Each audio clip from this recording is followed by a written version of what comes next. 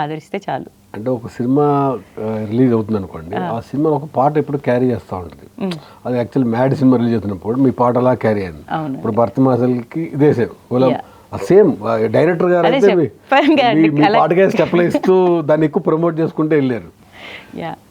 అది మీ చూసే యాంగిల్ ఎట్లా ఉంటుంది దాంట్లో?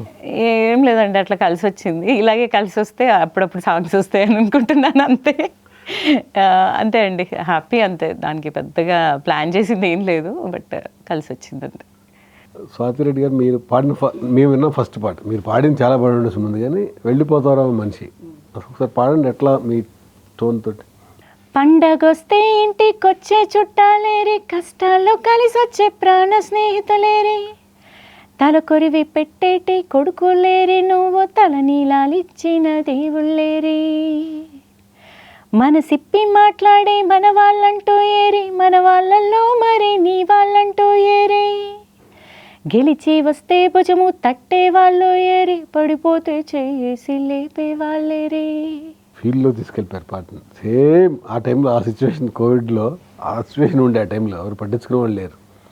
ఆ పాట రీచ్ అయింది.